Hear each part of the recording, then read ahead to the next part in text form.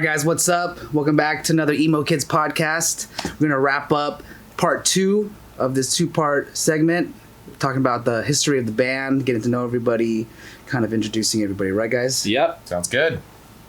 And he doesn't know how many fucking parts there are. It could be part 7. I say we're doing 2 parts. We're going to do 2 parts. We're going to get it all done right maybe now. part You're editing that out. Maybe part 2. We're going to edit that. Yeah, we just found out we can edit. So shit, piss, cunt, fuck, cocksucker, motherfucker. Shit, piss, cunt. Oh, you guys don't know how to do this.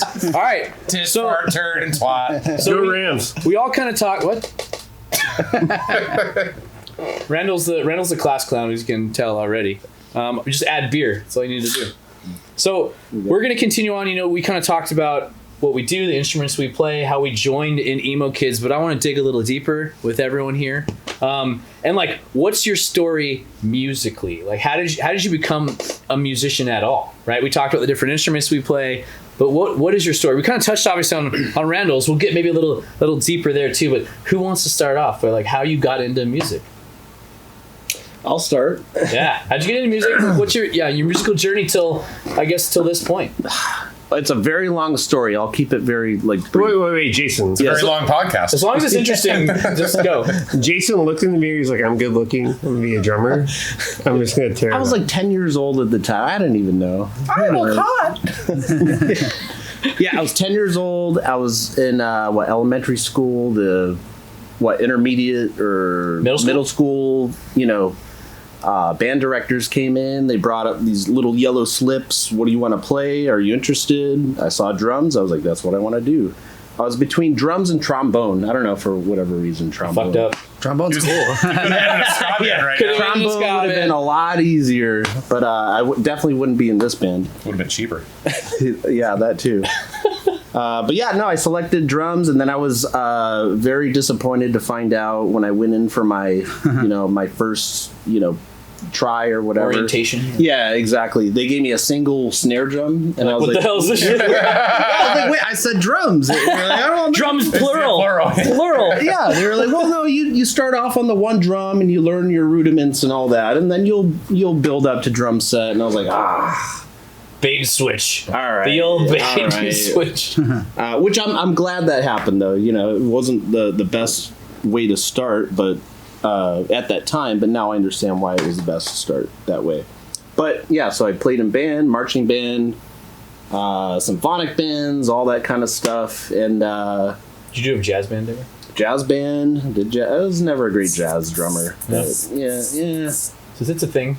You gotta really love the music. Yeah, you know what I mean? Like, right. you gotta speak the language. That made me se. change my whole college career. By the way, Jazz? yeah, It's not easy. It's not easy. It's that's how I got into advertising. Randall was going to be by a the music way. major, and he's like, "You got to learn jazz." He's like, "Fuck that."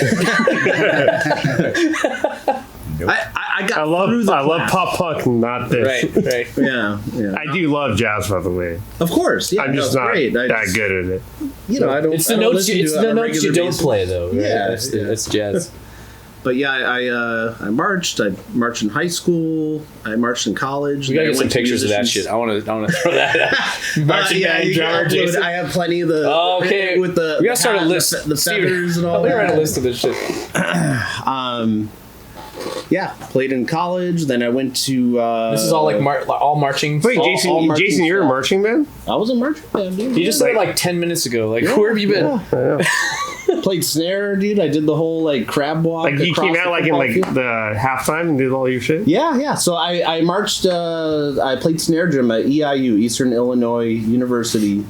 At that time, when I was playing, Is that where Tony Romo went? yes, I was just gonna say Tony Romo Fucking was the love star Tony quarterback Romo. at the time. Except No. Randall's like tried to burn his jersey a couple times. I think I've witnessed it. Yes, because I was so passionate. He's a passionate sports fan. Yeah, I saw that earlier today. Yeah, I can tell. Yeah, it was a little heated. Very heated about the Chicago Bears and Green Bay being on the main screen. We're in Los Angeles. Yeah. No, I get it, though. I get it. No, but Tony Romo was a star quarterback, Division II school at the time. I was actually kind of bummed that the team was doing so well because I was in Illinois.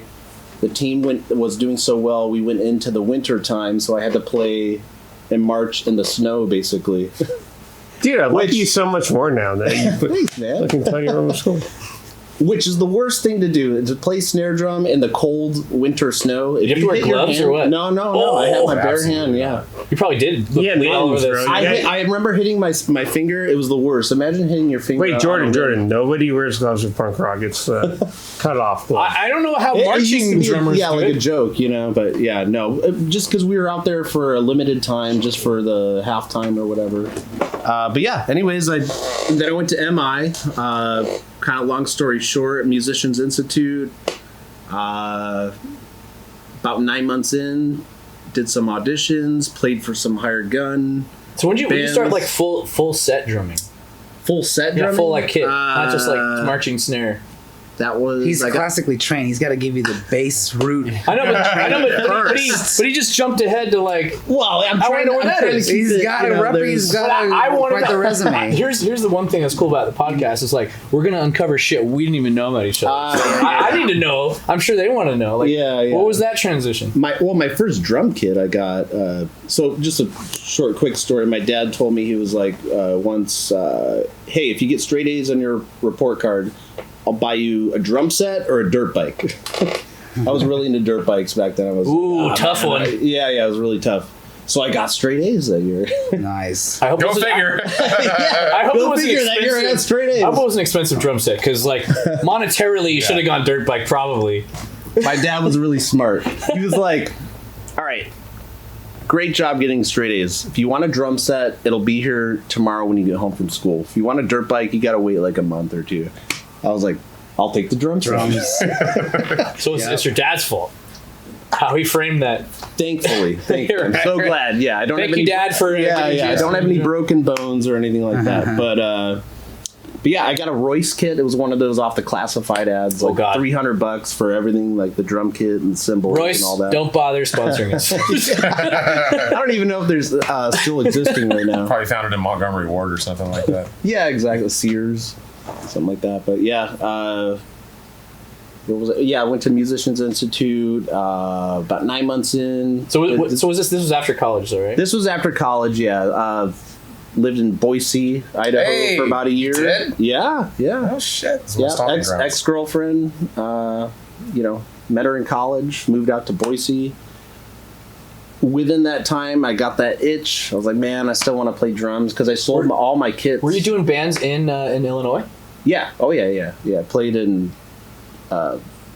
Basically from freshman year to senior, I was playing in bands. Whatever, Heather, Skip Kiko. I was in a Ben Folds 5 cover band, which was a fucking blast. That's the first time anyone's ever said that.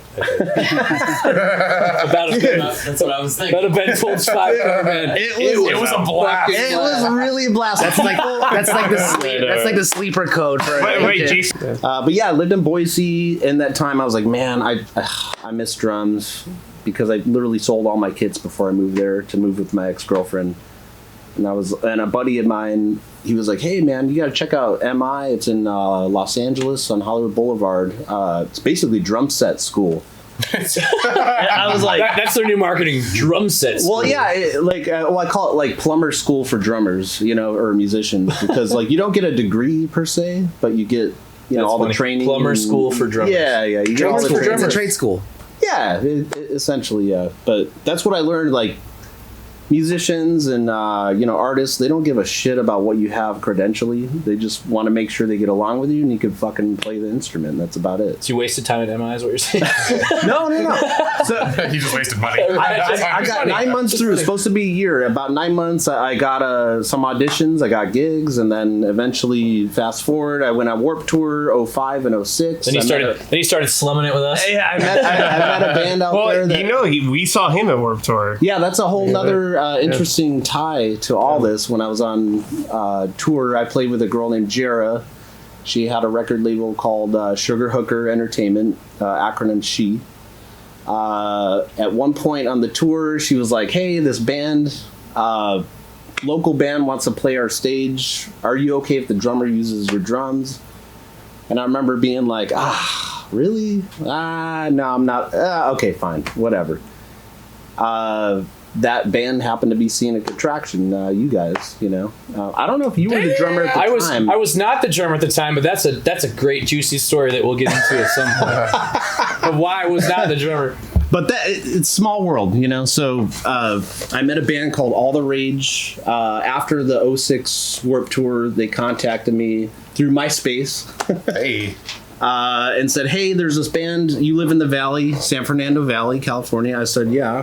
Well, you should hit up this band called Down for the Count. They're looking for a drummer. And I hit up Nate right away. And what's funny is that Down for the Count, we played with All the Rage in a barn in Nebraska. Like literally like a barn venue in the middle of fucking nowhere. It was us and All the Rage, and we like hung out and partied afterwards. Oh, that's awesome. They were cool guys, and very cool guys. Yeah. We kept in touch with them, and then must have been like a few months later, Nate gets a call. It's like, hey, we got a lead for, because at that time we were about to lose Mike. Right. That's right. I admired that band because shout out Mike Thomas. So when I was doing that, I was doing like hired stuff. I got these gigs, like audition gigs, and I was, you know, essentially being paid to play drums. And at the time when I saw All the Rage and I met them, they were sneaking on or like working their way into Warped Tour every morning. They would just sneak in the door, basically. That's what I did. Doing it all DIY, just roughing it. And I remember I just really respected them for that. Started talking to him, and we really all just kind of like meshed. And then afterwards, that's when they... You've told me that story before, but like go into detail. Like, how did they, like, as I want to hear it again, how did they like get in and like sneak into Warped Tour? Well, no, he did it because we did it the year before. Down for the Count was really Oh, interesting. you talking about Down for the Count? Yeah. Oh man, we were like SCENIC did cowboys. it. We were cowboys, dude. You just have to go early in the morning. We booked it. We took. we also had booked we a had a 30 Big Three month, Records 30-day Steve tour, and this is Showcase. shout out to Nate Sirota, the singer and our friend. He was also, he's like a Jordan, like a type A, book everything and DIY MySpace, and he booked a 30-day tour with about 14-ish shows, and he would do it every other day. So on day 1 we were at LA Warped Tour sneaking in. Day 2 we were playing in Riverside. Day 3 we were at Arizona Warped Tour. Day Explain 4, sneaking in though. we were in Arizona Warped Tour, and then we would we'd book a show in that town and do a back-to-back show, and then sneak in the Warped Tour and make money. And so the sneaking in part is like multi-part, because it's multifaceted. Because one, we found out that, you know, because Warped Tour starts at like what, 11 or 12, right? Usually about noon. Noon is what I remember. So But when setup is around 7 a.m. bands can start pulling in around 5 a.m. like before the sun even came up. So we would because the thing is, there's no like parking regulations or pass or for the bands. It's just how we're like in the a Wild band. West kind of. It's the Wild West. So we just roll up in a van. Back in the day, Van and trailer, security. 5 greasy dudes, and they're like, "Yep, go They ahead and definitely park." looked the part. They looked So we would just park these with guys the call it bands. shit. We would. Got a van, Yeah, yeah, van and trailer. Yep. We do our morning thing, and for the first few hours we had like a scope session. We'd like kind of walk around, see the entrances, check out the guards, see who's doing what, how we can get in. Do we need to hold our guitars for this one, or is it easier, you know? And so we did everything from like, you know, we would collect show bracelets, fucking hundreds of them on our wrist, and so we'd be like, "What's up?" And most of the time, if you just walk through security, just with the key tag, with a laminate, because we made laminates for our tour, and we look, dude, we looked like a band. No one even questions you. You say that, it's like we had one show. We got on the Ernie Ball stage. Mm-hmm. And that same pass worked for like 3 weeks. Oh, I bet. Yeah. That's another thing we did. And then we had a buddy at Victory Records, so we sold our shit out of that tent, and we were making it like $1,000 a day back then. Yeah, it's nice. pretty good. It's a pretty good deal. Like, the guy was like trying to get a sign, so like it helped. But Okay, so it's way different though when you're a small band and a big band at Warped Tour. There's like certain areas you you're can't go trash to. when you're a small band. You don't get You're a like peasant. anything. Yeah, You're worse than the customers. It feels like you're going to Coachella. Oh, for sure. It feels like you're in Coachella and they're all in VIP and you're just fucking sitting. Yeah. there, okay. Yeah. Okay, so wait, real quick, and we get back to your story. One tactic we use is that we would go up to people, and we banked on the fact that we knew that Ernie Ball would always have local bands at every show. They would book like 2 or 3 local bands at every unique Warped Tour, and so we'd go up to them like, "Hey, where's the local band playing for Ernie Ball? Can you tell us where the stage is?" And they're like, "Oh yeah, it's over there." I don't know who did that. You just start setting up your shit on the stage or what? Well, no, we just get in, and that point now is just hide. Don't be seen by guards the whole day. But once you're in the venue, it's fine. Just don't let Kevin Lyman see you.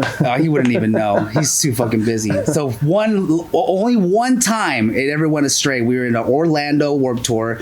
These fucking high-rise gates. There's 5 of us. We're walking. We're doing the sneak in. Let's go to Disney World, dude. No, dude, we're trying to make money, bro. We must have sold like $200 that day. $5 CDs, by the way. Right, and we $200 back. Make it big like money. $1,000 no, Honey, sure. we're eating today, boys. We're eating at Denny's Dude, today. we did the same thing. I used to go around like whoring myself out. Please listen to my album. Mm-hmm. That's when I was good looking. This I'll is- go out with you if you This like. is when you had to like burn your own CDs and like do the Hey Mr. Well, we Mr. had a box of 200 or 300 pressed CDs with us. Like So demos. We carry Yeah. in a bag, and we bring in 20 each and try to sell them each as 5 of us. But one time in Orlando, we got caught by security, and we had a full blown like flea Scatter. like prison Like break roaches. moment. And next thing I know, I'm alone. I'm in, but I saw Kyle getting chased by some security guard. Guitar player. Yeah, our other guitar player. And so I didn't end up even getting in touch with the rest of my band for like another like 2 or 3 hours because we had to get into Warped Tour ourselves and not get caught. Apparently Kyle hopped the fence or some shit. What did you guys do with all your equipment when you guys were running away? Well, that's the thing. We get there every morning at 5, so our stuff is parked with the bands. Wait, was Anthony? They wouldn't be in the playing, I band? don't think. You just No, I know, but like, What- how yeah, did but your you stuff realize? was your stuff by the stage, or was your stuff like still? No, we were never Yeah. playing. It was just in their trailer. Oh, That's what I'm okay. saying. They didn't sneak on his. We had our stage gear random from because the oh, next pretty much. morning we'd have a show at a Oh, that's local why I was venue. going on the whole time. It was like So fighting it away was left. a- it was a duel. What a G We were- move, though. You like sneak on and you're like, oh yeah, we're the opening band. That's so weird. You're not on this really meticulously scheduled thing here. But whatever, sure, play. Yeah. No, not even that. No one had any lists. No one knew what was going on. Dude, They had the big inflatable list at work. Yeah, I know. You're not on that fucking list. So anyway, I think we got into that story We are because aided. you played Warped Tour. We got into because you had snuck into Warped Tour, and that's how we met All the Rage. You met All the Rage. Well, I and was SCENIC. I was on the tour. I met All the Rage Yeah. basically. Every day I'd see them, and I admired their passion and Yeah. persistent. Just their bravery for. Every morning I'd see him like, dude, you guys snuck in again. That's fucking awesome. That's awesome. So Jason, you got any more to your music story up to now? Without I mean, that's pretty much it. But yeah, I played in Down for the Count for years, and basically, we broke up. What was it, 2009-ish, somewhere in there? Had a little bit of break, and I played in Culprit, which is my current original band, now called Helm, for shit. Almost 10 years now, No, more than that. I think yeah, it's been like 12 or 12, 13 yeah. years now. right? But yeah, but we weren't really playing that often due to the pandemic and all that. Right. I wasn't really playing that much, and then you, out of the blue, you just gave me a call. So that's what I was saying earlier. I remember exactly where I was, Gelson's parking lot. nice Gelson's sponsorship. Yeah. I was on lunch break or whatever. Yeah, and you gave me a call. Hey, you want to play some covers? Sure. Had no idea. 2-hour set. Sometimes. Dude, I had no I guess idea I better- either. When he first told me, "Hey, let's go have some fun." Yeah, so Yeah. most of the time, growing up, how long were our sets? Like maybe 40, 45 minutes? Dude, like right? 10 songs at most. At most. Dude, I had no idea it was going to turn into this. Yeah. He's like, we're going to just have a couple shows. And We're have gonna a play good just time." like 2 shows a month, no big deal. Yeah, I had no idea. Randall, you have to worry about anything. It's just come and have a good time. Yeah, yep. Now here we are. We played like what 9 shows in July. 9 shows just in July. Yeah, it's past July. Oh yeah, all we're right, talking about that. great. Thanks, Jason. Everyone, Sure. round of Yeah, applause for that was my you. short version. Well done. Well done. Okay, thank you so much. Who else wants to go? Who wants to talk about their music journey? Sam. All right, I'll do it. So We'll just go online, I guess. Wait, Sam, you're from Wyoming, right? Close, Oregon. He was. You always say Ohio, so you're like getting close. He was. I think he was a Midwest mom in a past life. We all joke about that for various reasons, but he's just salt of the earth guy over here. When I was in fifth grade, my dad had started playing guitar the year beforehand. He had like some shitty little Yamaha acoustic that I think he still has. And then one night there was this music shop called Dorsey Music in Caldwell, Idaho that I think it's since closed down. I don't know what's up with that, but he wanted to go to like they had like an event and there were guitars on sale and he wanted to go buy a Taylor guitar. And on the way over, he was playing Van Halen's Live Right Here, Right Now album. And I heard Ain't Talking About Love. And on the live album, Eddie Van Halen does this solo that's completely different from the album where he's like just doing this crazy tapping thing. And I heard that. I'm like, I want to learn how to do that. And so on the way back, like my dad bought that guitar, and on our way back, I had kind of like decided that I was just going to take his old guitar and then learn how to play. So that night, I grabbed that old shitty acoustic, and I learned Ain't Talking About Love that night just using tabs on like, we had some like old HP computer, and it took me like 30 minutes to log into like the taborama.com way back in the day. Like logged in, printed the tabs, and then like our old printer, I think it took like 5 minutes for the sheet to just print itself. But I like went into my room and I was like trying to figure it out with my fingers. And I finally got it. And then I was like, okay, got that down. Sweet Home Alabama. Learned that one. I think, what else did I learn? Have you had any lessons prior to that? Or I had not had any lessons. No, I just picked it up. I just picked it up. And I was like, I got to figure out how to do this. And then, so that was in 5th grade. 6th grade, I go into middle school, and I wanted to learn. Band became an opportunity. So they were recruiting, and I was really uncoordinated back in the day, so sports wasn't going to be a thing. So, so band came around, and I had braces by then. So I was like, well, someone told me I can't play any like woodwind or horn instruments with braces. So I guess I was like, all right, I'll play drums. And I had a very similar situation with you where I thought I was going to play drums and they put me in front of the snare drum and they're like, paradiddle. Yeah, you're like, this sucks. But I finally, they moved me to like bass drum, like boom, boom. Oh, yeah. Like, well, at least you weren't a cymbal stand. Yeah, I know. But anyway, so as the years progressed on drums, I like started to play in the middle school jazz band and then do that. But on guitar, I still like started playing. And I'm from a small town. And there's not a whole lot of musicians there, so I was just kind of playing in my room by myself with the speakers really, really loud. I'm surely pissing off my parents. Like those poor people. They had to listen to me jam like Van Halen, those same Van Halen songs on repeat. Because like back in the day, I wasn't. And I'm sure we'll get into this later, but I never really was like crazy emo or anything like that. I was never like really huge in emo culture. We'll get there, but I was a classic rock and metal guy, at least in like through middle school. Then I became like more reggae in high school, but it was like all Metallica and all Van Halen on repeat for like 8 hours a day. Metallica changed my whole direction. For sure. One. When I heard one, then it changed my whole direction. Oh, it was, I think, I heard Puppets. The Puppets that one, and I'm just like, whoa. Then I found out he was downpicking the whole thing. I'm like, I have to learn how to do that. And it's like, it was crazy. It's like I was so much better of a guitar player back in middle school than I am now, just because like I didn't have a job. Life didn't get into the way. Like all my life was just like, wait, so when school's done, I can just go home, and I didn't know that was like, you know, anything else was an option. It's like, cool, I just get to do this for 6 hours and play, because I didn't know what life was. It was just like, it's all guitar. So, fast forward, I guess, I got into my first band when I was in high school, and coming from a small town, it's like no one was really that great. So unfortunately, there was I bought a drum set by then, and or I think my dad got it for me. My dad didn't get it for me. No, it was a TAMA Rhythm Mate. I still have it. Rhythm Mate? Rhythm Mate. It was like a Swing Star knockoff. Oh, okay. And I still have that and my first guitar my first electric that my parents got me. But anyway, got into bands. Like nobody else could play drums very well in my town at all. Not even just saying very well. Everybody sucked. Well, wait. Like how many people were in your town? 10,000. You couldn't find one Jordan in your town?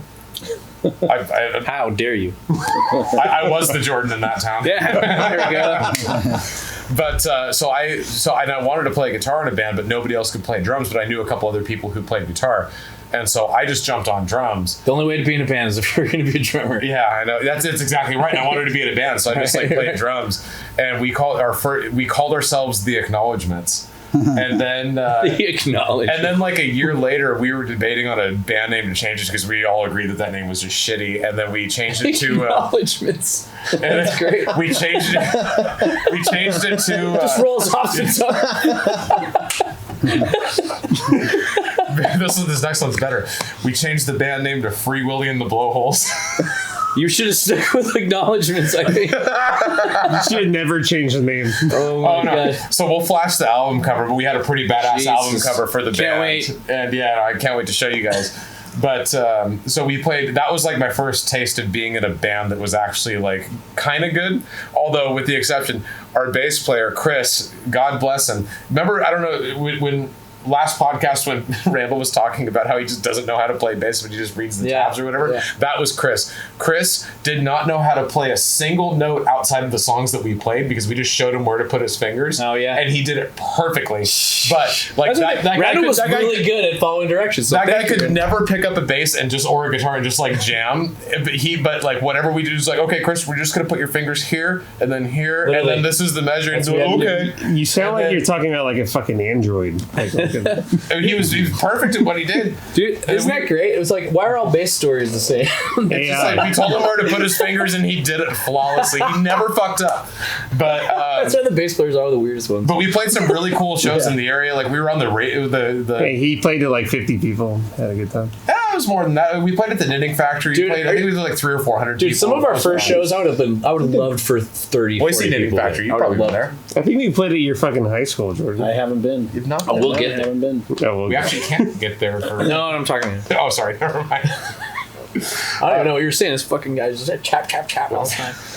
well, we're talking about like AI bass players that don't exist over here. That's good, Jones. Not yet. Not yet. Soon you will be replaced. I can program it. Yeah. If we're No, not going to no. get Steve to replace you, we're going to get AI.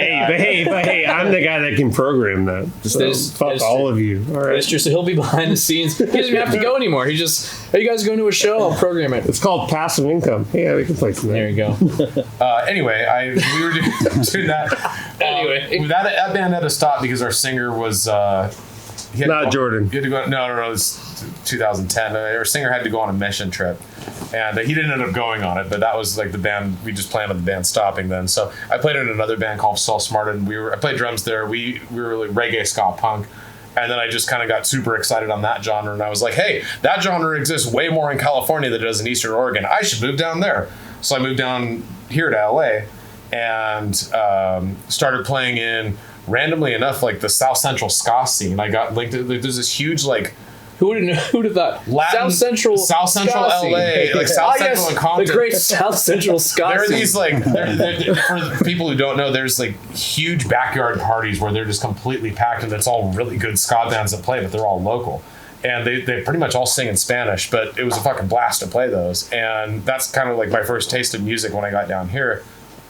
And then played in other punk bands. Played basically just mainly drums the whole time. How did you even get into that? conflict. Social conflict, yeah. How did I get into that? Because you just moved down here. So what you- was your first step? So I had money saved up to Craigslist. no. I had money saved up before I moved to not have to work, and then I could just like write my own music and play, because I was like doing a lot of recording back then. And on my drive down here, my rear main seal blew out on my engine in Winnemucca, Nevada, and all my money had to go towards the hotel and repairing my car, which was like $3,000. Wait, what did you just say? Your rear what? Rear main seal on an engine. So it's like on a manual car, it's like the clutch. It's the seal that connects the clutch to the engine. We don't need to go into it. He doesn't know about cars, whatever. but he's a car guy. Just so you know, he's a car Yeah, guy. but But, my mind was just blowing right there. Rear what? But sorry, I had a massive car failure. Let's just say There that. we That go. was stuck There you for a go. week. Now you got Randall with you. Yeah, got it it. It took all of your money. And it took all of my money. So I came to LA with $200 after I paid Okay. my first month's apartment rent. So I was like, I need a job. The first place that hired me was Pollo Campero on Sunset Boulevard, which is I fucking love that place. I do too. It was a Guatemalan fast food chicken restaurant. I just started handing my resume to everybody that was around me, and they hired me first. By the way, and I'm a big fan of El Pollo Loco too. Love that shit. Oh yeah, Pollo Campero is Pollo Campero fucks Pollo Loco in the ass. Like It does, but it's just more available. You know? but whatever.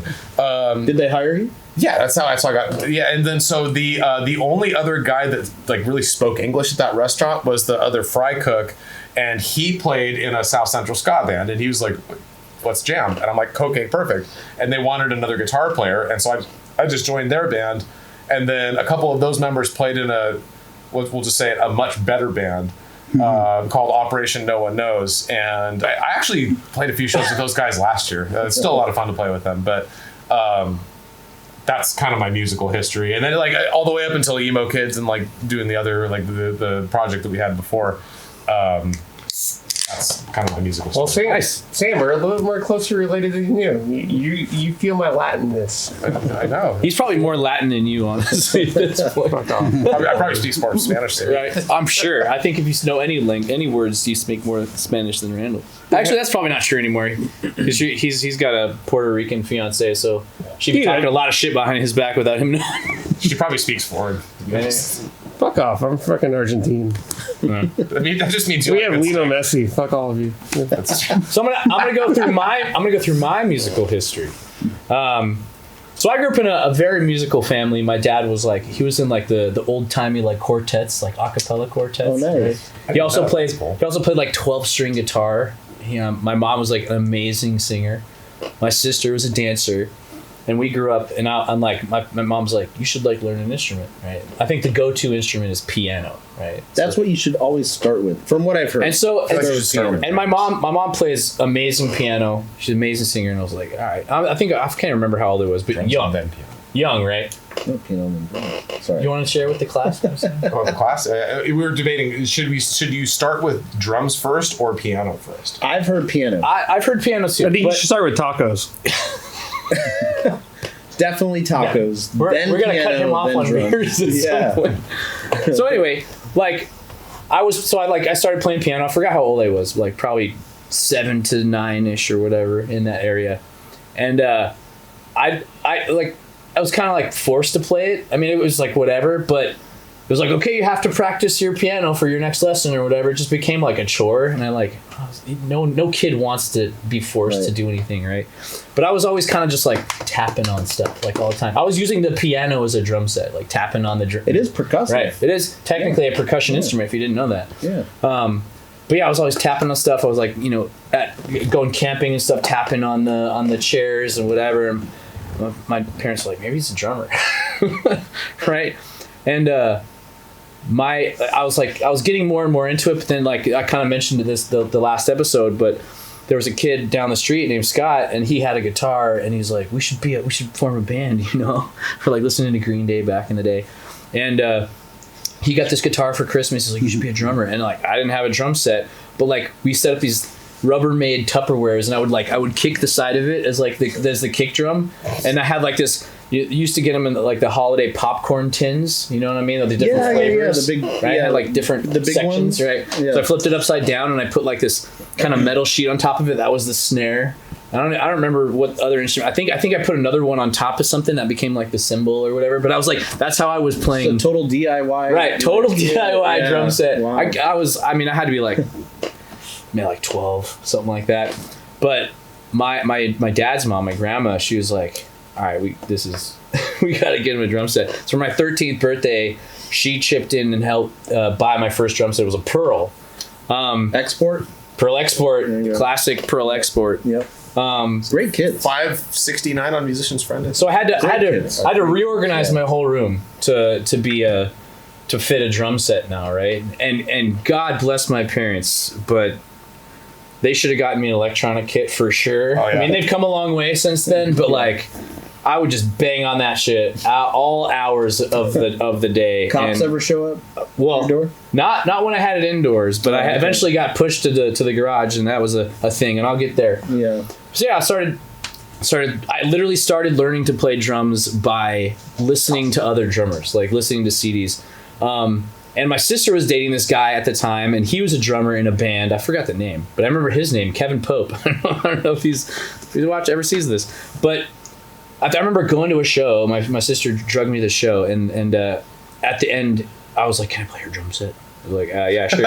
So like, I just get up there, and he's kind of like showing me like when people ask me. yeah, right. But I was a young kid, like you're not mean to. See, it looks even worse when it's a kid. It's like, oh, I can't say no, but right. But he kind of like taught me like the basics, like do good. Do good, and I was like, okay. From there, I took it just like learning by listening to bands, and then we started these bands. We started kind of doing that whole thing throughout high school, and that really kind of started my whole drumming thing. But I'd always been in this musical family, and so we never had any other backup singers in our band, and so I just learned to sing and play drums at the same time, which people tell me is hard, but that's all I've known. And then without going into all of our deep band history, we already talked about it. Randall kind of moved into the neighborhood, and that was that. I've been a drummer for most of my life, if not all my life. Mostly have a little piano, have a little guitar, but that's my musical journey. But you learned what bass and guitar? What drums, bass, and guitar? When did you learn guitar? I guess I kind of skipped that over, but I got like that was like a 4-minute musical journey. I got like a smaller guitar that like little kid hands can do, right? Because I couldn't play my dad's 12-string as a young kid, so I just got this guitar. For man hands. Yeah, right. Exactly, for man hands. So I started playing. I started just picking and figuring stuff out, and I like learned a few chords, and then the longer you practice something, you can kind of, I never had lessons for that either. It was just kind of my dad maybe like walked in, he's like, oh, put your hands like that. And then you pretty much got to like make your hands into a claw until your muscle memory is there, because at first you're like, you can't even do a bar chord. That's a good way to describe it. Yeah. Wow. I've never even heard it. You just literally have to this hurts until it doesn't anymore. You know, so that's how I learned how to play guitar. Bass, obviously it's not a real musical instrument, so that was real easy after guitar. And then piano, obviously, you already know that. Nothing to say here. Hey, they're talking shit about you. But I didn't have any classical training like Jason. I remember I was in high school, and the same thing happened with there was a band, and I was like, okay, that's like one course you can take. I'm like, okay, I'm gonna do the band. It was the same thing. It was like French horn or drums, and like I was like on the it was a small Christian school. So I would laugh if I found out that Jordan was a French horn player. No, I didn't have. Funny enough, I didn't think I had the lung capacity to be a horn instrument player. But I hated the kind of just the one snare thing. I was like, this is kind of lame. Yeah. But it was a small Christian school, so there was no real like form. I'm sure the music teacher didn't know shit about drums. So like they had a drum set, and they're like, okay, well, all right, now how about you just play drums? And I kind of I had my own drum set at home. I was like in these just kind of playing around, so I kind of knew what to do. It's just like just kind of play along with everyone else, whatever they're doing. So I never had like any tabs, any music to read. She just let me play. And so we had like full on Christmas concerts and things like that where I just would playing whatever the hell I wanted, and she never on kit and on a kit. Wow. She never told me any different. And I was like, and that was that. I was like, okay. You must have held it down.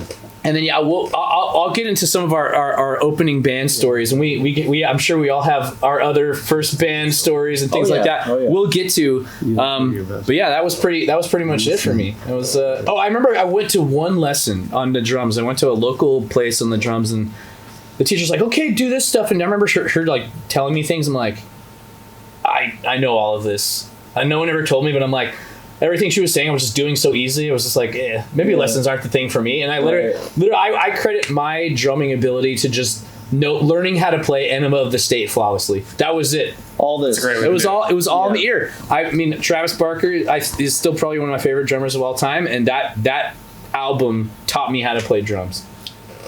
So if any of you Blink-182 tribute bands need a drummer, I can help you out with all my free time. Randall, what's your musical journey, bro? We already kind of touched on it, but do you got anything else to add? No, man. I think it just... Well, you got to talk... You were... Okay, so... How did you get your bass that you play now? Or how did you get your first bass? Was it before or after you were quarterback? It was after. Yeah, let's talk about your high school journey that led you there. So going back to it, I used to just listen to music. I would sit... Like, my dad bought me... remember those CD players that had, like, 30? Yeah. Like, CDs that go around? So he bought that for me when I was in 6th grade. And I sit there and listen to like every CD for hours. And that's what I would do. Mm-hmm.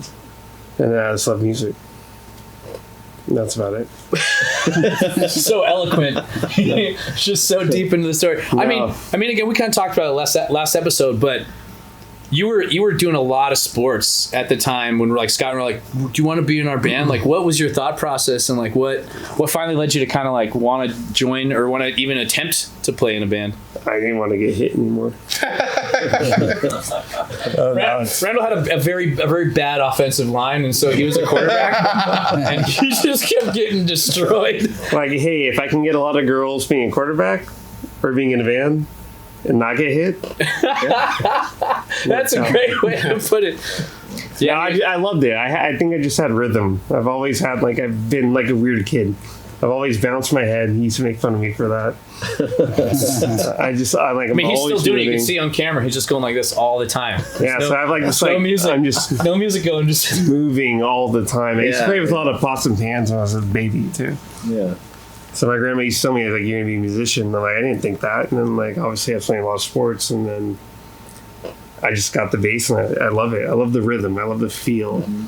I love the tone, like when I can just like slide and all that. That was one thing I'll always say. I mean, you kind of mentioned it with but like Randall was always so good. It was like the weirdest like savant type thing ever. Like I would just tell him one time to do it, and he would change at perfect timing. Like I didn't have to like repeat myself. I was like, hey, do this, and then change it this part of the song.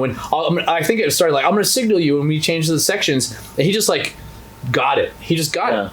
Like it was always just he got it, and I think what he touched on too. Yeah, probably just the rhythm's in his blood for sure. It felt natural. Yeah, exactly. That's why I love that Music Man. Is like the first thing I ever bought, my own money. Like expensive. How long ago? Yeah, how long ago was that? I don't know. You can't. 12 years maybe ago. It's like 24 or 20. I have no idea. Wait, the music. Probably 20 years ago. Yeah. You bought that 20 years ago? Yeah. No way. I'm not that old, motherfucker. Like, I'm just saying. I think he's saying it's a long time. It's in good condition.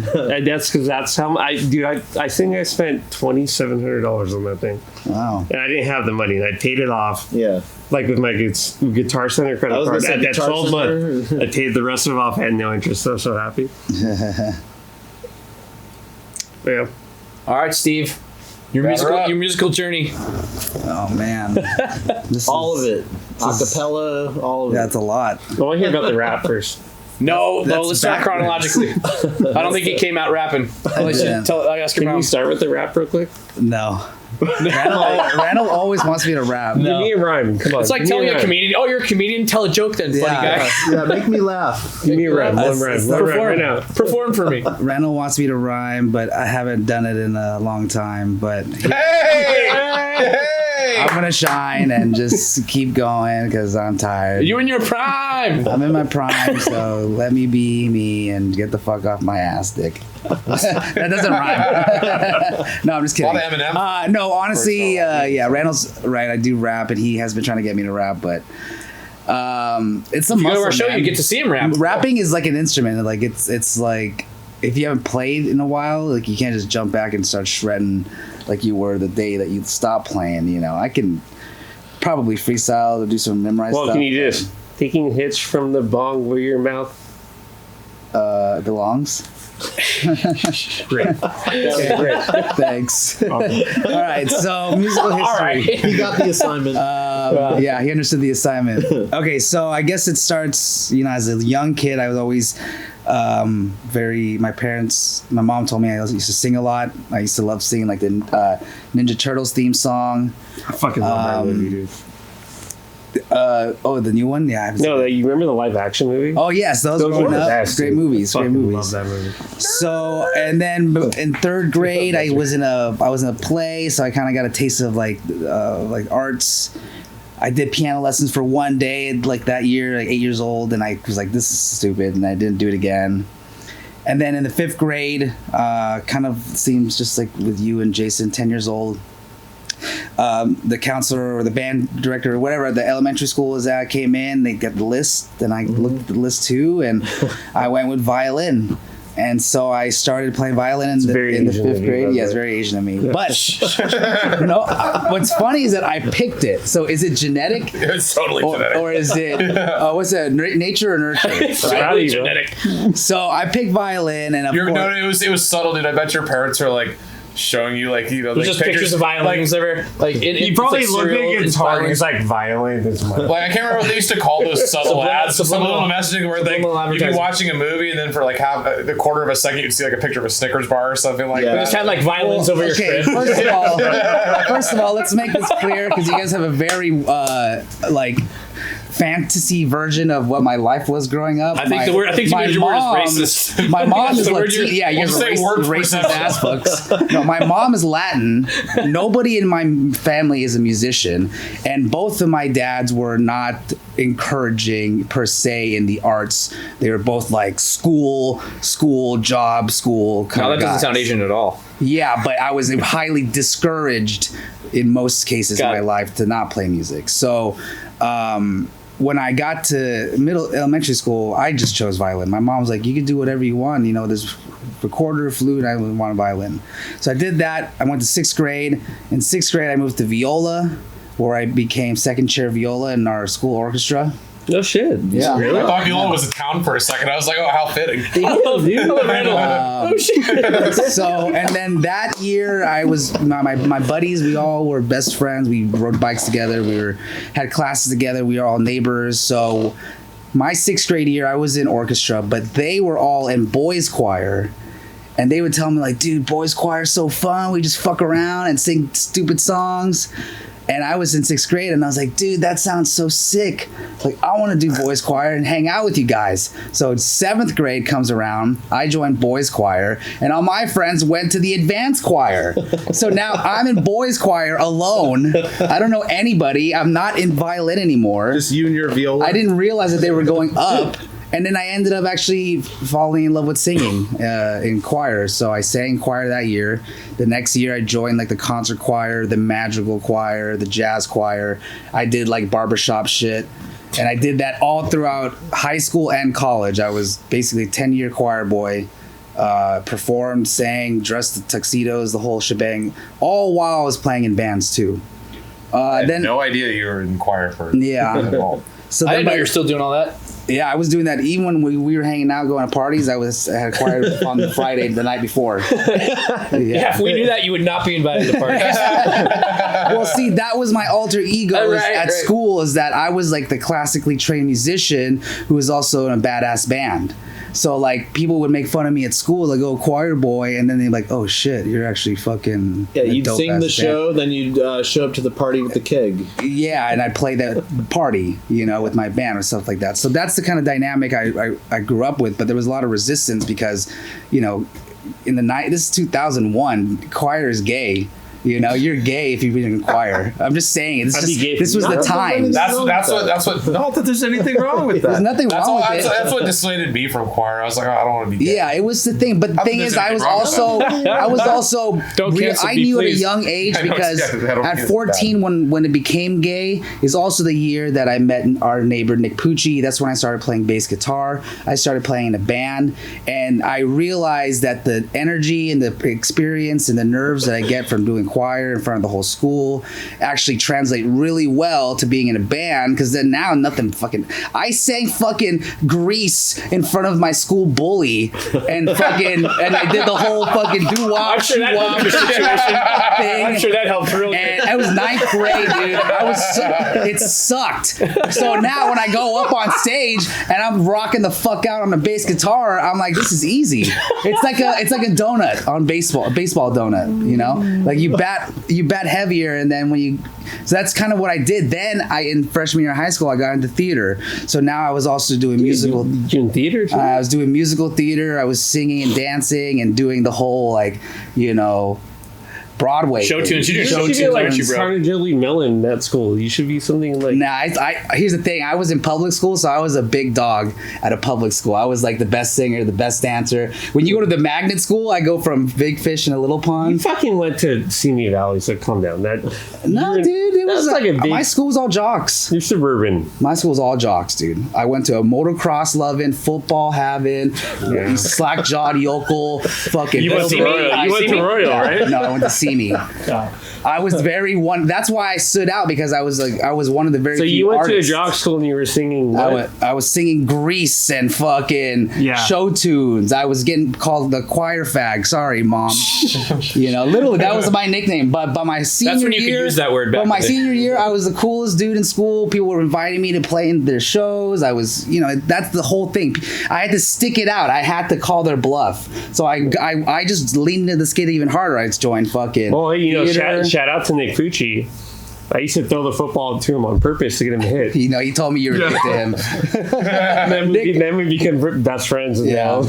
We gotta get Nick on this sometime. So I'd be yeah, like, I hey, guess. let's send Nick on this fade real quick. Actually, Shut up. shout out to Nick. The reason why I'm actually as proficient on guitar as I am on bass is because when I started playing bass in a band with Nick, that same first month or two, he lent me his acoustic guitar. No way. And he said, "Hey, you play. Like, I have my electric." So That's like what he did with me. He gave me his guitar. yeah, so I was learning guitar and bass at this. So bass isn't truly my original instrument. It's just I have the most experience in a band on Yeah, bass. he's still trying to take my job. That's right, bitch. It restarts for a while. Hey, real question. Were you really mad when we stole Nick? No, I wasn't. Kellen and Nate were. We're gonna talk about band drama stories at later. another episode. So, okay. Let's wanna see tease finish it up. real quick. I gotta get through this because I'm barely in the first. No, I'm really intrigued, bro. Your story's really good. So thank you. I played I played in bands tell me Knock more. First. I was the bass player and lead singer of Knock First, and then that's when we broke up in high school. And right after we graduated, or right on our senior year of high school, my drummer of that band, Nate, and I started Down for the Count, where I was the bass player and the drummer. Now, let me tell you a fucked up story about this whole you not being able to be the singer because you're too good on drums. The story of my fucking Are you life. talking about that high shit you used to do? What? What's that? Oh, no, no, not that. So I begged so many times in Down for the Count to be a guitar player, because I wrote all the parts on guitar, but they always came back like, "No, dude, I don't trust anybody else on bass. Like, you're the best bass player." I'm like, well, that's being punished for being the best. Right. Thanks, dude. I know. And so, Randall knows all about that. and so that actually drove me to be even better at guitar, and eventually drove me to want to learn drums and piano, because I was like really, right after Down for the Count broke up, I had this like rebound effect where I just stopped doing anything bass and guitar related, and all I did is I bought a drum kit, I bought a piano, I started going to community college for voice, and I just fucking doubled down on everything else: drums, piano, voice, because I was just like kind of over the writing. I just wanted to play rhythm. I just wanted to be a good drummer. Yeah, actually, that's why I really fun. like this too, because I need my brain to turn off. Yeah, And we're just playing we're playing other people's songs. See, he just admitted he plays bass because his brain. No, but like my brain's going 100 miles per hour I all think day. bass is harder than rhythm But I guitar. know it's just like fun to just be like honest. I got to do this one thing, Yeah. and I just it's repetition. Right. It buys time. I like it. Yeah. So I did that. I basically, I kind of was a music whore. I still am, actually. Who am I kidding? But I was a music whore for a while. I played lead guitar in Culprit with Jason for a couple years, and I played bass in some other bands. I played drums in some small projects, and then after a career in personal training and parkour didn't really pan out the way I wanted to, I decided to become a rapper. Hold on. What? Parkour didn't pan out the way that I wanted that's it a to. whole nother life story. of Right, mine, that's- but- We'll get there in a different episode. You're pretty I think, good. too. But I have to give a shout out to Wax Owls. I was in that band for a minute. Really good. Vagrant Fancy. that was You know what I mean? That was We're gonna go deeper into the different bands that we've been in and stories and stuff like that. But yeah, those are another ones we've been in. But anyway, to wrap up, I guess throughout, one caveat beyond this, and this that ties into emo kids, and I'll tie it up here, is that right after high school, my senior gift from my dad was a MacBook Pro. And so that is when I started getting into GarageBand and producing and just kind of like demoing. I demoed everything for our bands up until I became a rapper where I had no gear. And so I released a mixtape called Pocket Jams, and I did a 5-song hip-hop EP that I recorded all on my phone. And so I was just kind of like dipping my toes back in the water. And then when I realized I kind of had a thing for producing, COVID hit. And I used my unemployment money to get a new MacBook, to get a beat machine, to get some monitors, to get a new keyboard.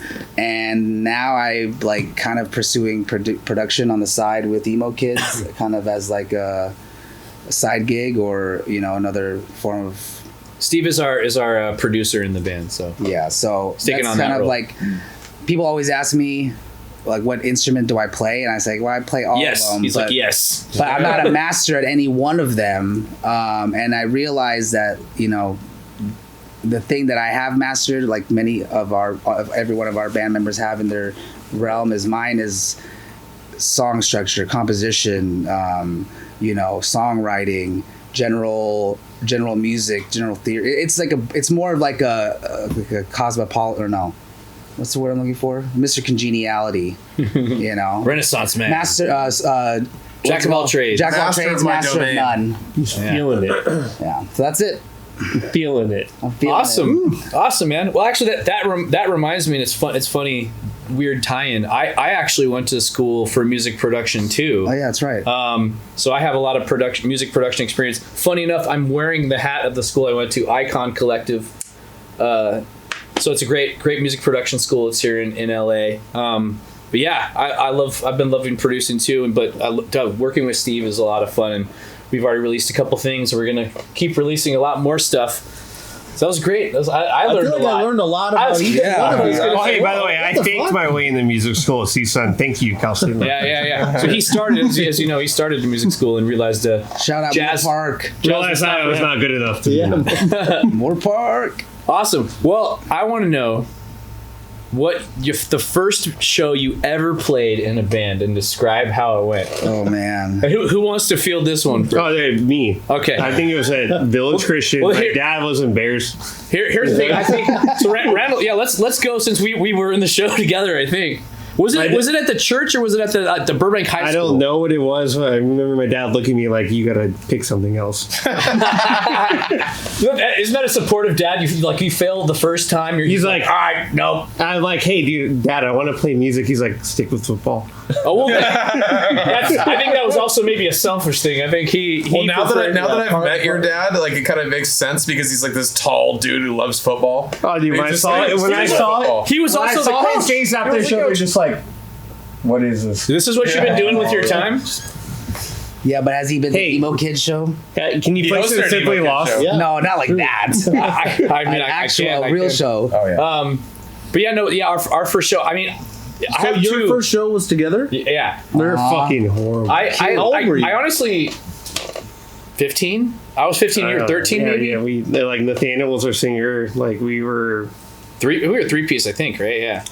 Oh, where's Scott in the band? Scott was in the band too, right? Yeah, Once he had the girlgirlfriend by then. I can't remember. Do you have a good crowd? Yeah, that's what I'm saying. Like, Yeah, like all I his think friends from no. Was it the Battle of the Bands? I swear it was the Battle of the Bands at Burbank High School, and like the only audience was the other bands. All I know is when you go out to somebody out there, like, "How did we do?" And they're just like blank. They're like, face. yeah, right. It's like they just answer with, "I'm so proud of you." Well, here, No, I didn't even get that one. I'm like, "Keep throwing that football, son." That's what I heard. yeah. So I mean, that's kind of what I remember for the first show. Yeah, like nobody there. It was just like super awkward. The sound was atrocious. You know, Our singer wasn't. I don't think we mic'd anything where besides was it? the vocals. Where It was one of was the those. show? It was Burbank. What? The one we're talking about? At what venue? It was at like Burbank High School. By the like, way, a though, class. we got Gotcha. pretty good at Simply Lost. I remember when they showed them. We had that one EP we that was got there. really good. We got there. Yeah, but Oh yeah, you know, are you that kidding? I was so mad that you guys took Nick. We'll get there on Band's stories. better We'll than get us. there. We'll get there on stories later. So we went from like horrible to actually not bad. I will say one more story. It's not our first show, but it kind of felt like it. It was like, I think it was one of our first shows at Cobalt Cafe, and believe it or not, we opened for Hoobastink. Nice. Really? At Cobalt? Yes, Hoobastink Really? was playing at Cobalt. Yeah, because they're from Magura. And I remember us playing, and we had our shitty ass set, and then they played, and I was like, how do we get this good? And he's like, honestly, man, just keep playing. You're gonna suck for a long time. And I was like, okay. What was the band we used to we went on tour with that was part of the Cartel? They opened up for them. Man, what was their name? Assuming no.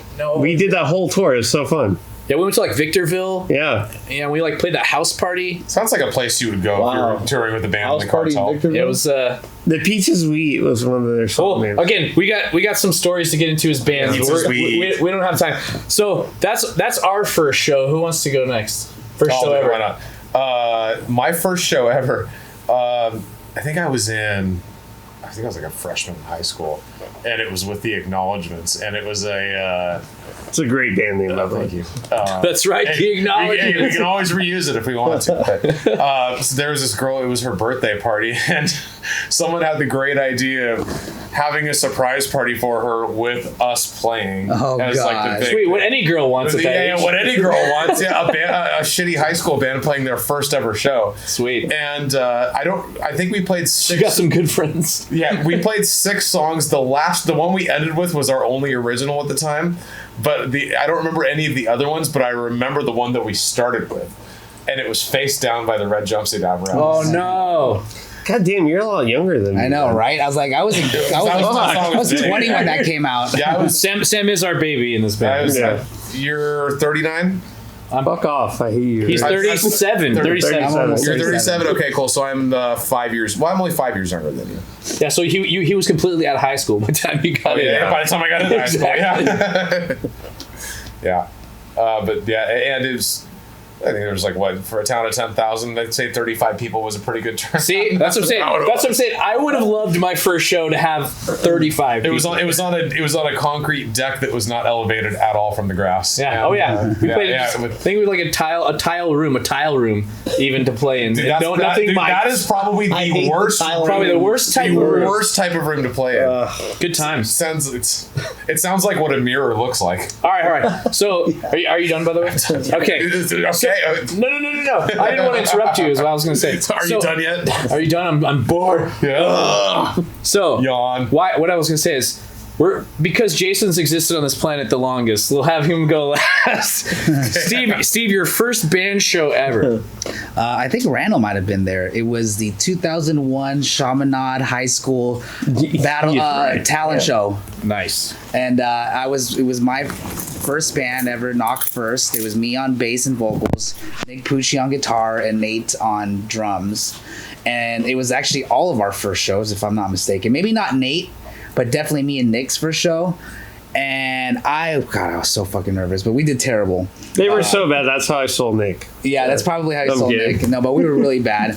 But the other thing about that show, which is relevant, is that some other band, like these seniors or juniors or something, they covered Sell My Old Clothes, I'm Off to Heaven by Save the Day. Right, yeah. And they fucking murdered it. And I literally went... Dude, that was so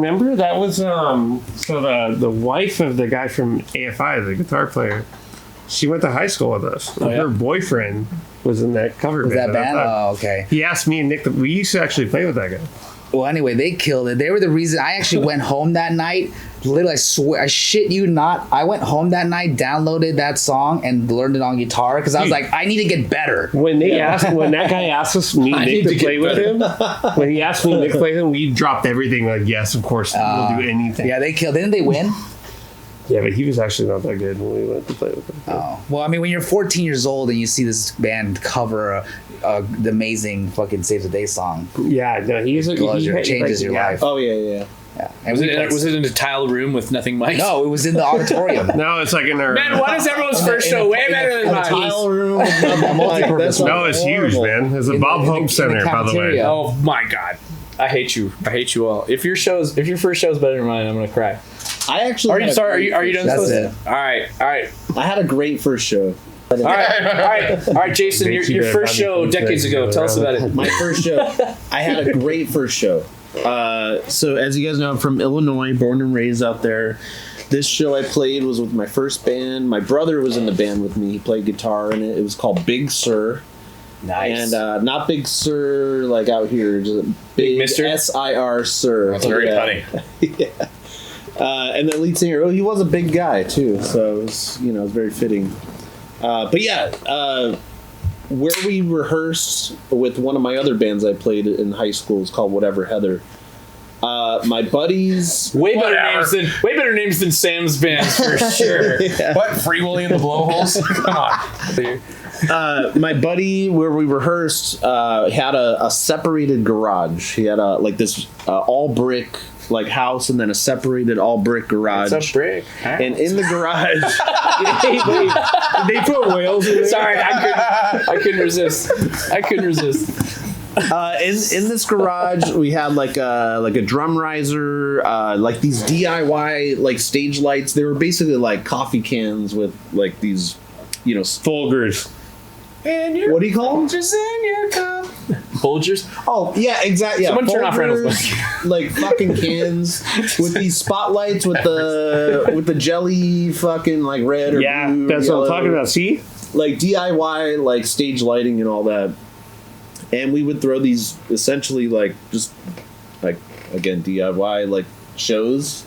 And of course this was during the winter time. I think it was November, December, and out there at that time I think there was a foot or two of snow outside. Everyone packed in, and back in the day this is before Instagram and all that, so we would just make flyers out of paper and just hand them out at paper. Yeah, paper flyers. What the fuck is that? And we packed the place. It was packed shoulder to shoulder like sardines. People were just packed. The show it was shoulder to probably a fire hazard, but and since it was so cold out, we had to have supposed to be a fire hazard. We had these what they're called ready heaters, and they're powered by kerosene. Wait, what? Yeah, I know it's probably not great, but it was fucking wintertime out in Illinois in the middle of nowhere. And so we had these little ready heaters, so we blast them for 10 minutes to make it warm in the garage so people were comfortable.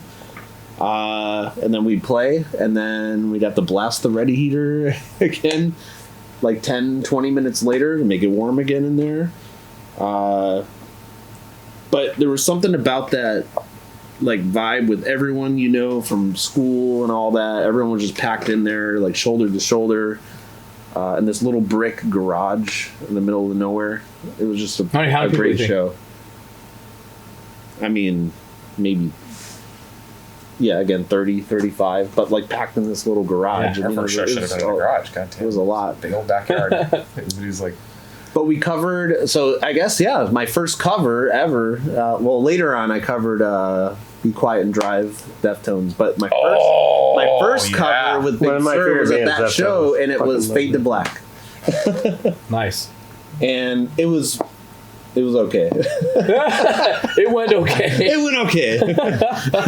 Nice. Well, you made it through a 7 minute We made it. We made it. That was half your set. But yeah, that was my first cover song at that show. Fade to Black, Metallica. Nice. All right, can I throw one in there? Go ahead. When I was in, I should have brought this up earlier. When I was in 7th grade, I was really, really good on guitar and still playing Van Halen. And for the talent show, the year before, the guys that were I was in 6th grade and they were in 7th grade, they played Stay Together for the Kids, and they killed it. And I was just oh my God, we have to do a show next year. And so there was this one teacher that was in his late 20s, but he was a huge David Lee Roth fan. And I got him, and then I recruited other musicians that were in our age group, and we played "Hot for Teacher" by Van Halen. Nice. And he came out and sang with the leg kicks and everything like that. The teacher did. The teacher did full DavidLee Roth. Yeah. Wow. I'm hot for teacher. He was so stoked. He's finally. Oh time to shine. Dude, he was so stoked for that. But this is where. My dad was so not creepy or weird at all. My dad was so stoked to get this on video, and because he had this is. Wait, back do you have it on video still? so this was back in. Put that on. Must have been like 2003. So it was one of those giant digital cameras where like it took like 8 hours to charge the battery, right? So well, it's like a tape too, right? yeah, and it was like one of the big tapes, and he was holding that thing, and it got like 5 seconds in, and the battery died. And it just sounds like my sex life. He's like, he's 5 seconds in, and his battery dies. I'm pretty sure he's still crushed to this day about it. We don't talk about it anymore, but like I just remember like he was like, you guys were great, but he was like, the battery died, and he just like he didn't know how to like say it. He was just like, it was one of those where like I knew he wanted to have that memory forever, like recorded, and also because my mom couldn't make it because she was a teacher, and I know he wanted to like show her and everybody really bad, but it's just like I got this like I remember this like seeing this feeling of failure coming from him, like he failed you. like no, it's like he felt like he failed. That's what I'm saying. He failed. The only thing that matters is right here. He saw it. Yeah, he's exactly. He saw it. Absolutely. Yeah. All right. Yeah. So sorry. We got to talk about our first show, and this may overlap for some of us. Your best show and your worst show ever in a band. Who wants to go first? Worst show the first time I played with you guys. Okay. First, the first show that he had to play with us. That was a nightmare. I don't know, man. I think my best show was with you guys. Like some of our best shows. Which one? The one we played in Browning. Brownsville. Oh yeah, Brownsville, Texas. Like I felt like a fucking rock star. Nice. I just like I was lost. Good. That's a good show. That was a good show. Well, yeah. Seriously, the worst show ever. Besides the first show? Besides the mistake we made in having you join this band. No, the Venice West show when I wanted to quit. Oh, that was Like sometimes I get too mental. Was that when the fight happened, or was that a different one? No, I played that show. Yeah, I don't know. Was that the one where we had the vocal issues? I just get very mental when I play. He started his equipment was messing up a little bit. Yeah, if things don't work out for me, I just lose it. Randall got derailed, and then just down. Mental game was gone at that point. I do remember that. Okay. So when it's really good, like Brownsville, I felt like a fucking rock star that night. I thought we just rocked it. That was a good show. It was a good show. All right, who wants to go next? That was a good show. I love the Hawaiian Bride. Do not say that. Sorry, man. It's one for brutal. The books. It really dude, I love that for you guys. I can't wait to do it again. Yeah, just Randall, because of where we were, the whole thing. Randall was in Hawaii with us. Believe me, I would have been in the hospital if I was on that one. And he unfortunately had to stay in the room because he hurt his back, and so we played as a 4-piece, even though Randall was in town. But yeah, it's a really good show. It was a great show.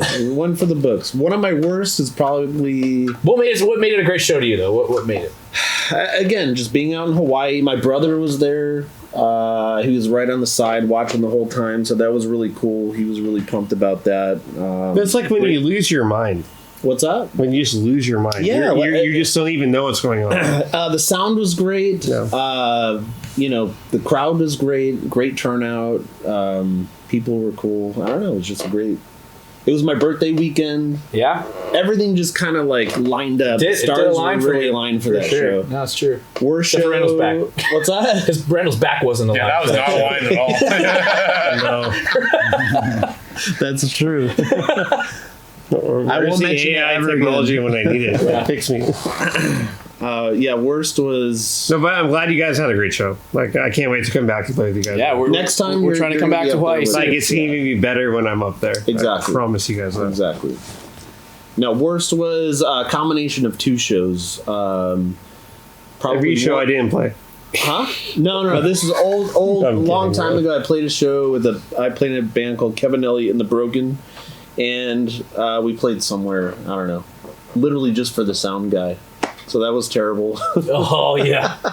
you know. Okay. Sound. By the way, let me give give one thing in real quick. You know what's the best show? Is when you look at me and I'm looking at you on stage. Every when show. you ignore me, I just feel like a kid that like. Why is he not looking? Someone at me? pissed in your cereal. Like when he actually looks at me, you're like, yes. I'm gonna stare into your eyes. He wants acknowledgement from Jason so bad. I do. And sometimes he just ignores me. I'm in the room section too, bro. Hey man, are we having fun? You got to tell me to Bass fuck guitar off. really So matters. that was like that was the worst because no one was there. Well, yeah. Well, it was just weird playing for like a sound guy and a bartender. And then the other combination worst show of mine, I played actually blacked out, drunk. I believe Which is terrible. It was in St. Louis. Did you pack your gear that night, by the way? Huh? Nothing. I'm kidding. I don't even know.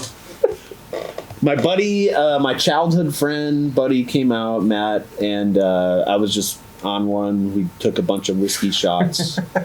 And then I was like, oh, I got to play a show. And I don't remember playing the show.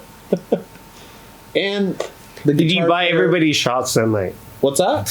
Did you buy everybody Probably shots? bought everybody dinner that night. So. Probably. Who knows? The guitar player wanted to kick my ass, but See, I would never want to do that. I love you, bro. I would start off like the wrong song. It was bad, but I made it through. Apparently, Hey, I made it through. Yeah. the drummer instincts took on. There's the lizard brain. You're like, Yeah, that was a learning experience, and now 2 beer minimum before shows. nice. Maximum, you mean? Sorry. He's like, no. He's like, no. No, maybe there's your problem right there. No. Now I just make sure to start my day with 2 beers. Yeah. So yeah, that was my hybrid worst show. Nice. Who wants to go next? All right, I'll do it. All right, I'm gonna say 3 shows for my best show, and the two of you guys have already. You get fucking one. No. Everybody shut up. Yeah, just say Hawaii already, all right? Okay, no, it's Hawaii and Brownsville is kind of, and just for the reasons that you guys all mentioned. But aside from that, the last show that I played before I moved to LA, my band at the time, Self Smarted, played at this. It was an old auto garage that got converted into a venue. It was called Brawl Studios, and beforehand, like, we never played there, but we heard good things. And beforehand, our bass player and I sat in my car, and we killed a 30-pack of Keystone Light before we walked in to go set up. So 15 beers each. Did you have to go to the bathroom? We do. I had a 19-year-old bladder, dude. Keystone Light. Fucking, it was like a hot air balloon, dude. The thing just kept going and going. Ugh. But no, we just pissed behind the car. But so we got in, and I was so fucking hammered. Like, I remember like trying to set up my hi-hat as I was on my throne, and it was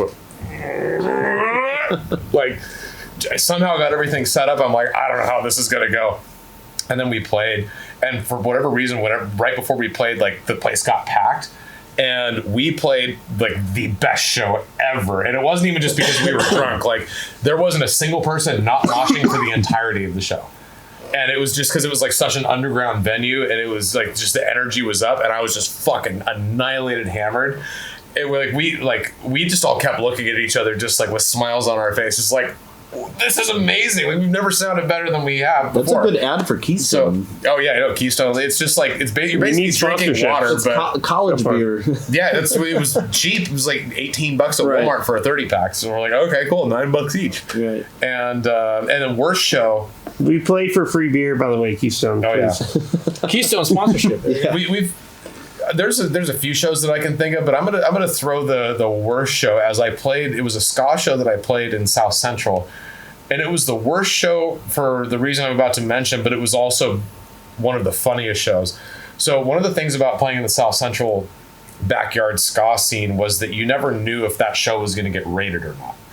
And Part of the fun. we got one song in, and I started seeing lights above me. Now, there's not a venue, there's no lights. The lights were coming from a police helicopter that was circling the place. And you could hear on the loudspeaker. Like a rap video. And so, the sheriffs had the whole house surrounded because they were trying to just like get everybody get the fuck out. And there were people, and it wasn't one of these places there's like no glass allowed. Like, people were bringing in 40s and shit like that. And they started throwing the 40s over the concrete fence at the cops. So it became a riot. Cops don't like that. They don't like that at all. And so I don't think anyone would like that. No one likes that. And so, needless to say, like, we tried to keep playing, but it just did not work out because there was glass flying everywhere. So we just stopped, and then like they came in and busted it. And it was like, everybody out now. And what sucked for me was I was playing drums, and I had to like load out all of my drum gear and everything. And by the time we were like maybe like the 5th band, it was probably like 11 at night. By then, the whole place was like littered in like empty glass bottles and beer cans. So I had to make like multiple trips to my car, trying to through the through shattered like glass. the shattered, not even just the shattered glass, but I would like walk on grass and then I would like step on a 40 bottle as I'm holding like a kick drum and just like, like trying not to like fall over. Meanwhile, the cops are like, go, come on out, and it's like they were cool. Like they're like, you're in the band, okay, you can go back in and grab the rest of your shit. I'm with the band. I'm just like, I had to walk like everything like 2 blocks away to my car, and then come back and go back and just like hope they didn't pull me over afterwards. But yeah, that was pretty bad. Nice. Wow.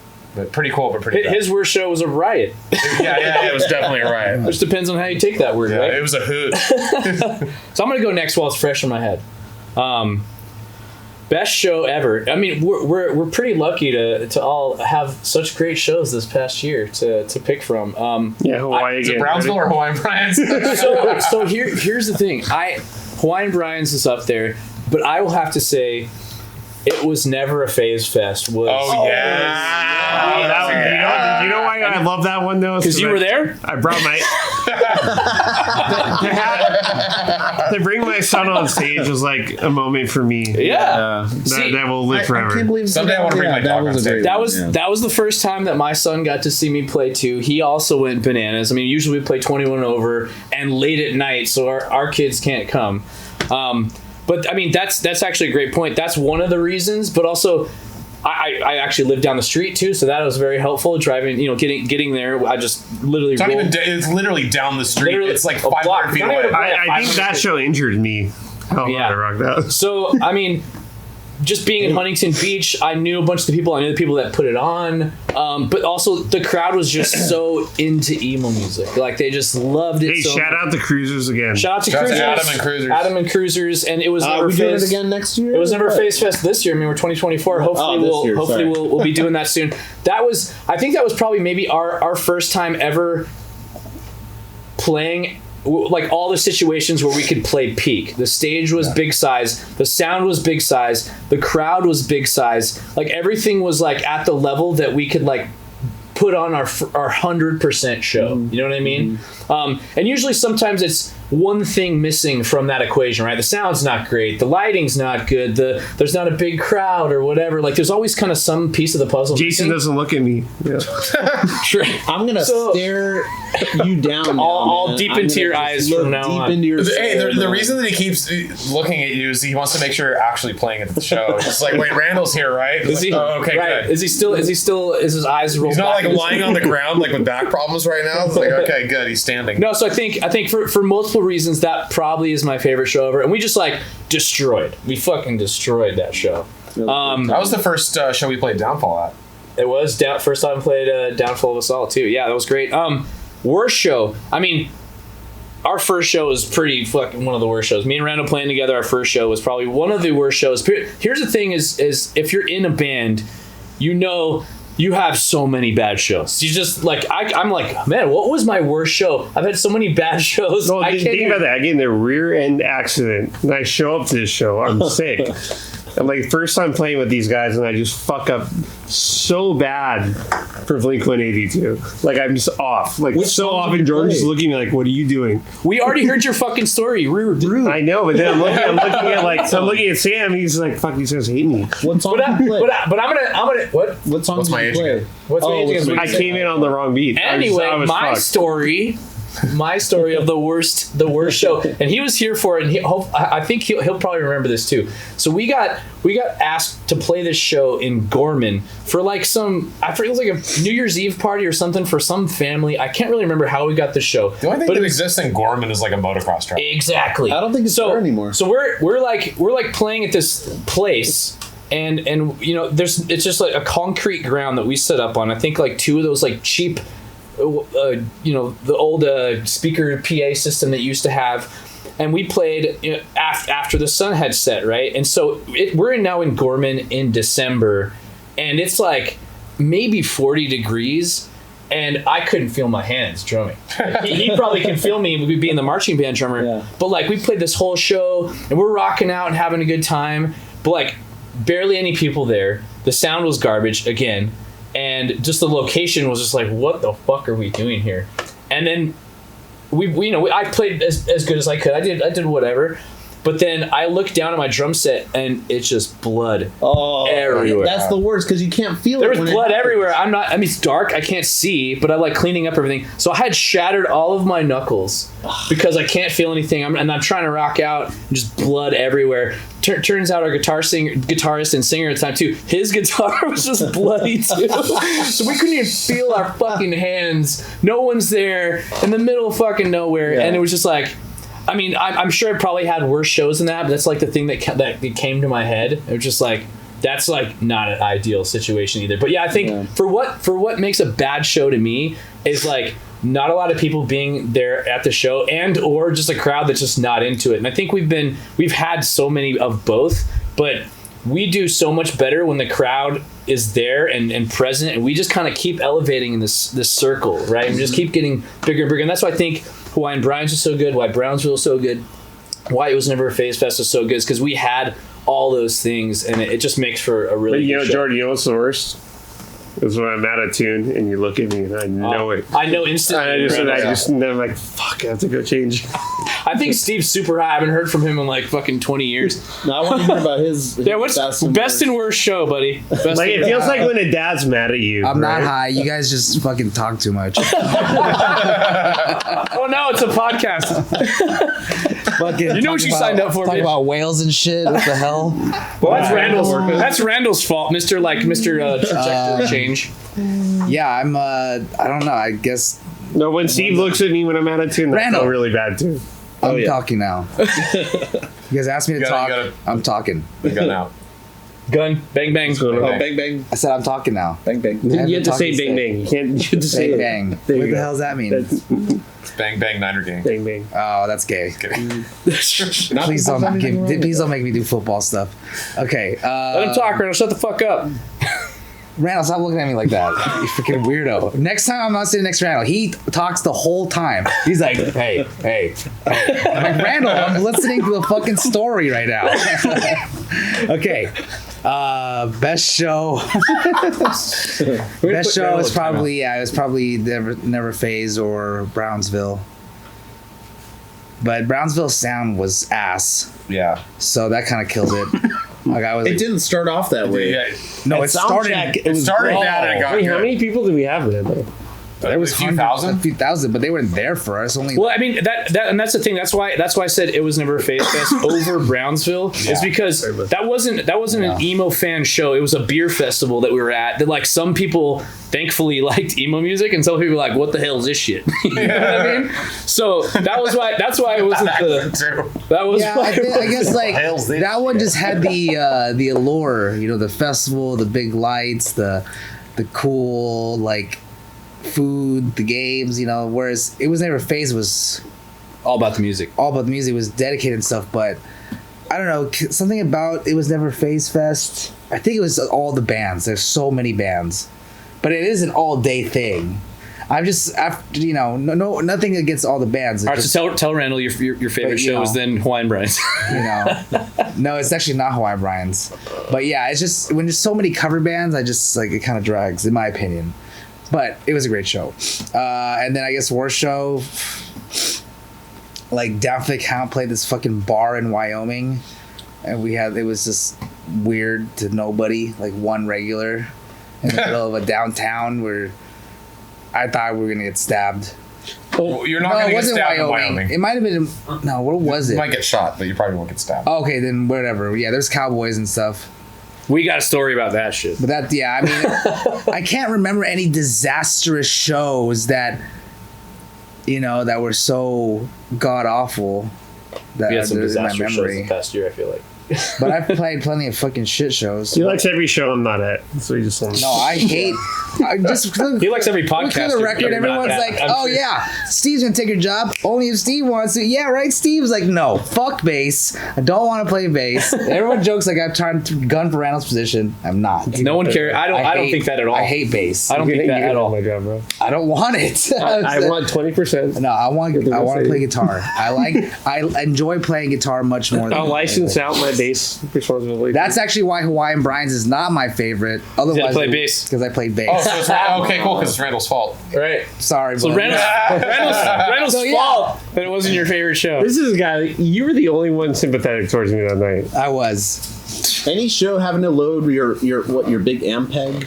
Remember that? Loading that thing up a The fucking fridge? staircase. Yeah. Oh man, that's the worst. That gives me nightmares. My favorite Those part are the about worst. my favorite part about Brownsville was the fact that we just rolled up in our RV and everything was just like parked right there. Right there. Because it was actually my first tour ever That's as a right. musician.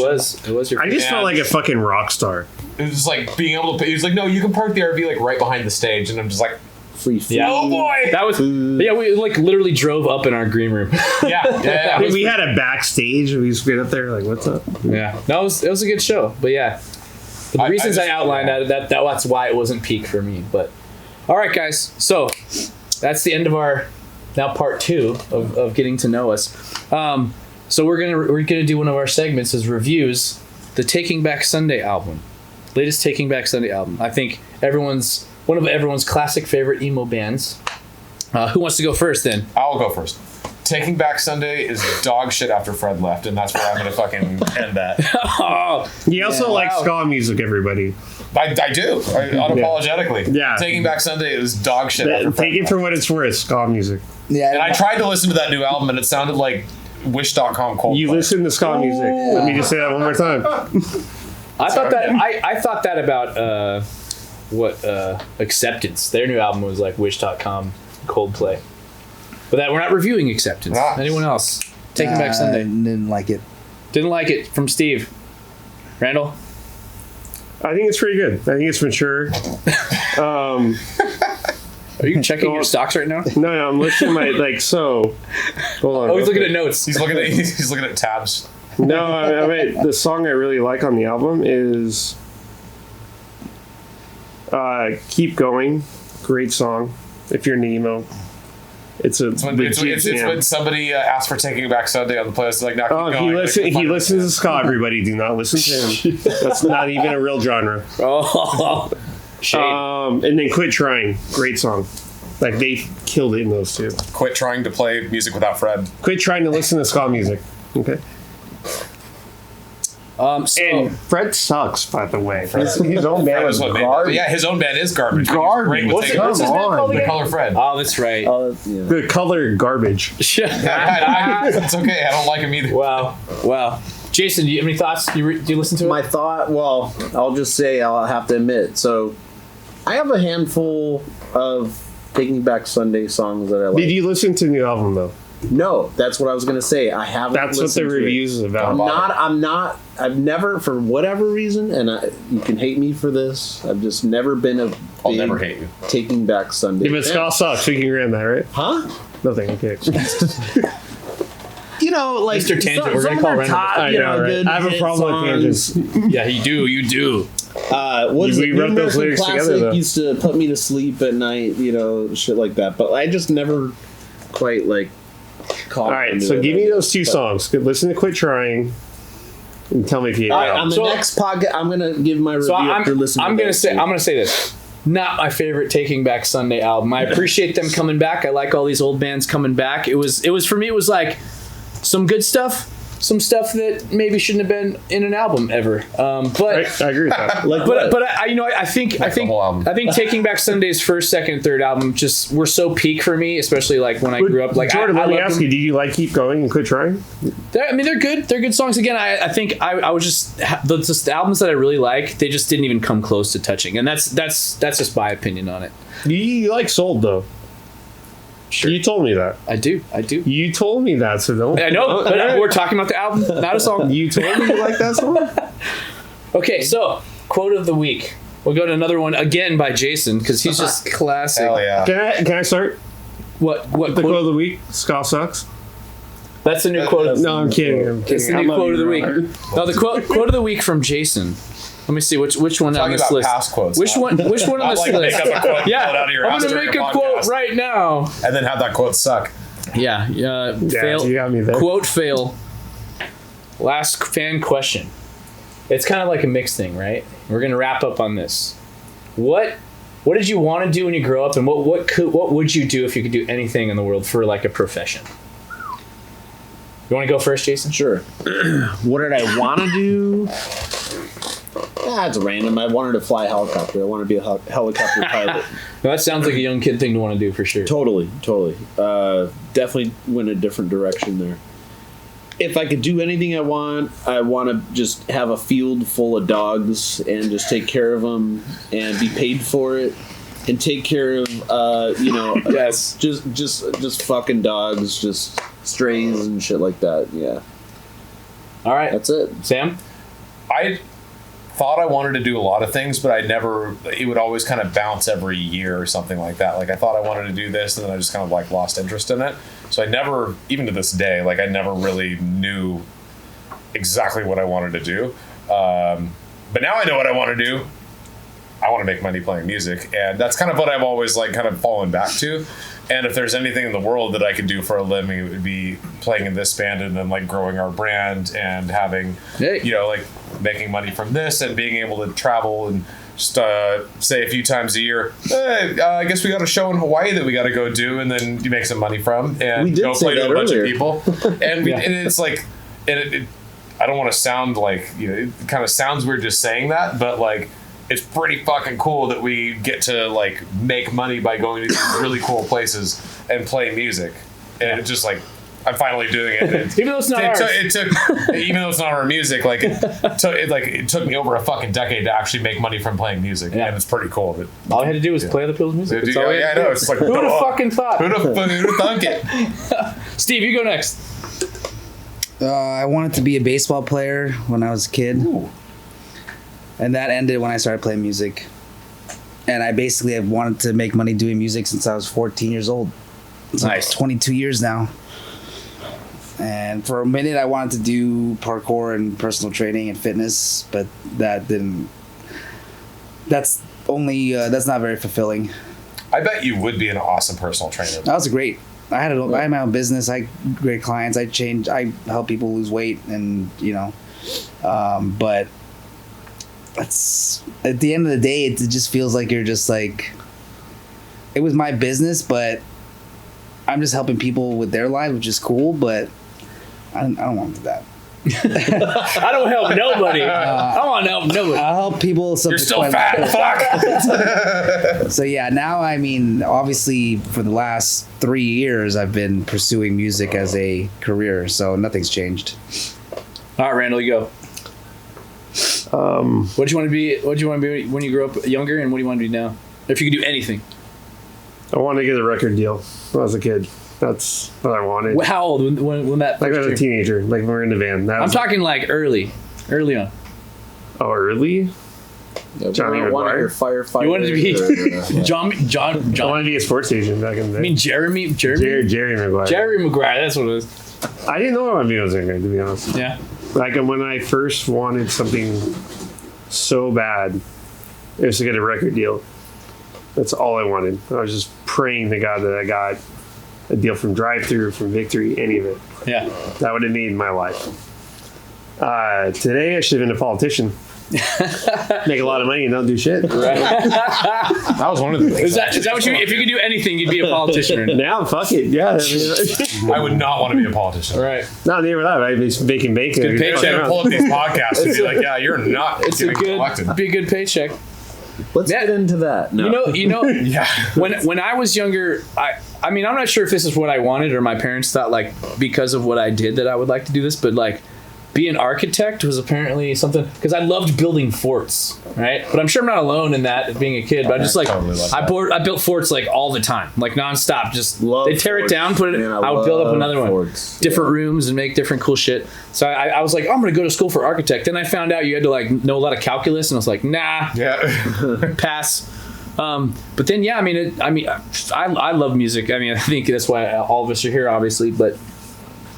If I could do anything in the world, I wish I was, and this sounds stupid, but I wish I was independently wealthy, because then I would just start more businesses, because I love building brands. I love creating, logos and content and things like that, which is why I'm passionate about doing it. But but I mean, this would never stop, and I think it never has for me. Music has always just been something I want to do, whether I'm making money on it or not. I mean, and luckily we've done pretty well. We're not spending money out of pocket, but we're not getting rich on this, right? At least right now. Hopefully that changes. But yeah. That's it for me. Shit, I'm the only asshole that didn't say that I wanted to pursue music. You wanted dogs, which is so your brand. That's so your brand. That is on brand. That's so on brand. I love my dogs. Yeah, we all love our dogs. My 2 dogs are my world besides my family. We don't deserve our dogs. Anyway, thanks for coming to the part 2 of our podcast. Hopefully we'll get Randall to shut the fuck up more often, but we love you. Thank you so much. We'll talk to you. See you next time. Bye.